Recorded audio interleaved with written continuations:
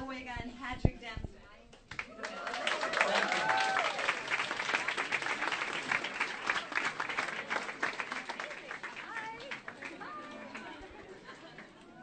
This is completely unexpected to both of us. We have no idea what we were walking into today.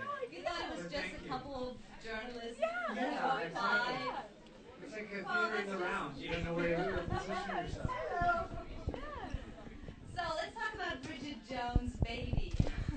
Sure. The new movie, I saw it, it was fantastic. Thank you. I'm not going to tell anything about it. Okay. It's been a nice interview, thank you. Yeah, that's a nice interview. Renee, you've been in a newsroom, working in a newsroom to prepare the part of Bridget Jones' Baby because, in fact, you're a news producer. I'm just covering it as a journalist right now. It's a photo essay I'm doing. So was that exactly like this when you were in the newsroom you visited the last time? Not exactly. Less people, I imagine. Yeah, fewer people, more chaos. Yeah, no, it's really, really interesting. I had no idea. I mean, the controlled chaos is extraordinary. I had no idea. That's potential for disaster. Extraordinary disaster. It's very impressive. Exactly. So we were missing Bridget a lot, and now she's back. What has changed for Bridget? How much can you tell us, for those who haven't seen the movie? Well, she's a little more mature, 12 years on. She's less naive, probably, and professionally really accomplished. You know, she's producing now. She's in charge. She's a little bit more self-possessed, I would say. Yeah, but she's still hopelessly romantic. Aren't we all? And Patrick, you're coming in as a love rival to Mark Darcy. Yes. So Challenging. Intimidating with Mark Darcy. It was a little intimidating at first, but everybody made me feel really safe and welcomed and at home right away. And I think enough time, like you said, had passed where we were all kind of feeling the same thing. A little bit of nervousness, which is good, yeah. And so we now open the floor to questions. Some of the Look people at the here. iPhones go up. That's so cool. Maybe we have some of your fans asking a question. Hands up. Who has a question for Renee or for Patrick? I know there are many. Here, let me run over here and give you the microphone. Come on over here. What's your name? Jessica. Go ahead, Jessica. Thank you. Nice to meet you. Nice meeting you. How far would you go Uh-oh. Yes? for example, would you go into a fight to win a woman? It's sort of an medieval question, yes. I guess, would you go into a duel? I think yes, of course. I think, what type of, yes. Do you want to beat a man to win a woman? I would prefer not to.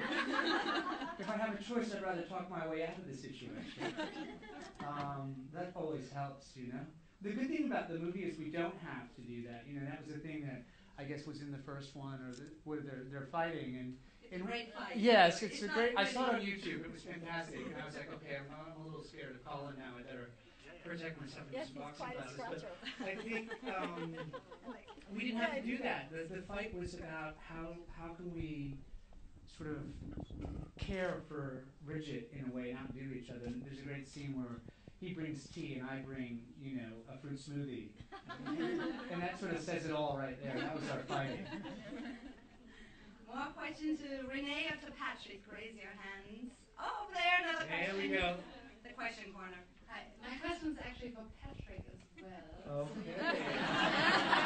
All right. Sorry to monopolize these questions. Nice to meet you. I'm Julia. Hi, Julia. If you could choose, would it be Bridget Jones or Meredith Grey? I've been told we look a lot of that. You know, why do I have to choose? I think it was a remarkable ride with Grey's Anatomy. It has transformed my life profoundly, and I'm grateful for that.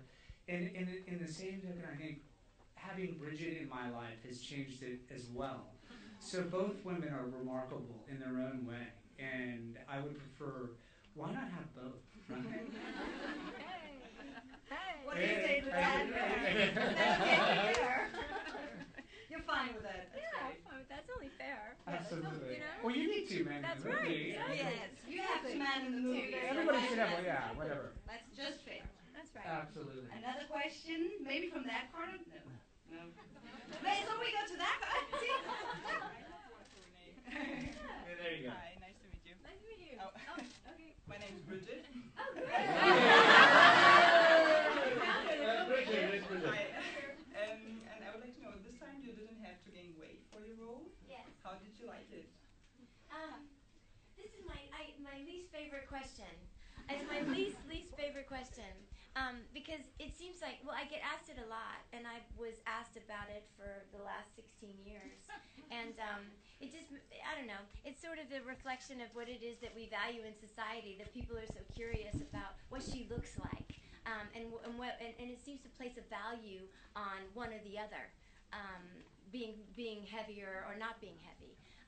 But with respect to Bridget, I mean, I wasn't happy about the decision to change how she looks a little bit, because who doesn't want extra scones every day?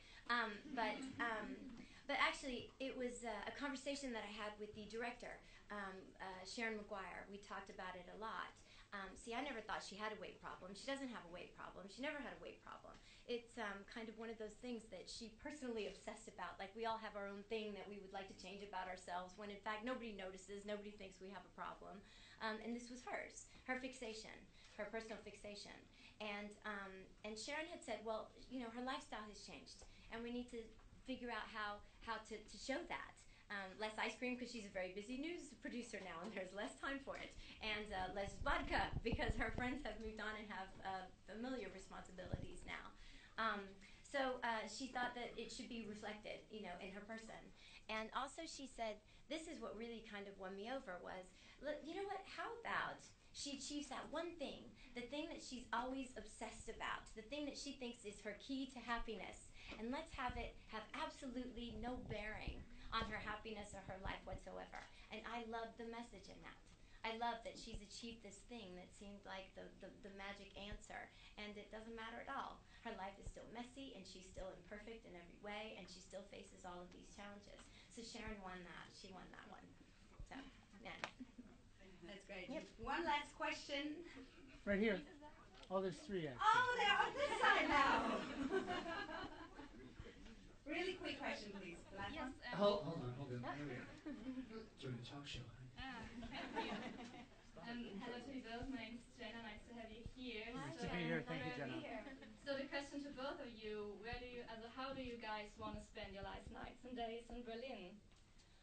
Well, I had Dina Schnitzel last night and ran into the coach of the World Cup, which was great, and one of the board members from Porsche. So I had a great night. That was cool. I mean, I had a good time. well done. And we're leaving right now, I know. unfortunately. This is it. But How would you like to spend the rest of your afternoon? Well, I was really happy with that view. I Yes. was really happy with that view. Very, really nice. Well, I wish we had a little more time, actually, this time. I've never been to Berlin in the summertime. It's unbelievable. 20 years, and I always come in the autumn or the winter, which I love, by the way. It's really beautiful in the winter, but it's quite something. I want to go to the bath boat. You know, that looks fun. Right? It's fun. Oh, Next yeah. time. Yeah, next time. All right. Here. Okay. What was your question? I love this. I want a talk show now in Germany. The Patrick Dempsey show. Hey, welcome everybody to Berlin. How are you? I guess it's a question for both of you, but when people started talking about another Bridget Jones movie, did you know right away that you wanted to do it or be part of it, or was it, you know, did you have to think about it? Yeah, all of that. Very selfishly, from a creative perspective, I was excited about the idea because I love playing this character. She's so much fun, and to especially play the physical comedy and things, and to figure out how awkward you can make something and have it still be believable. So much fun. But like so many people, you know, I guess.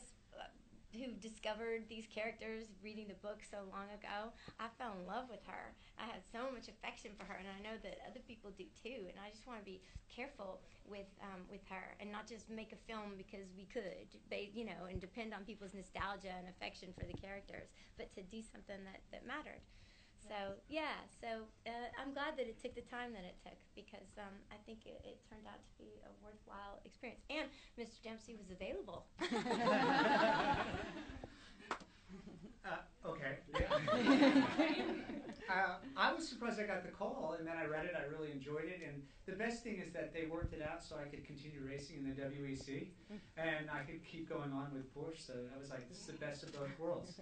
I'd work during the week, and then I could fly away and go and race and come back recharged and ready to go. So it was perfect. Perfect. Thank you so much. Thanks, everybody. Thank you. Thank you very much.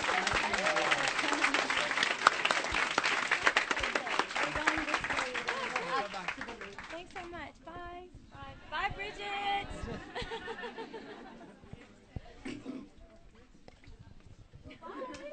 We just stopped the news in Berlin.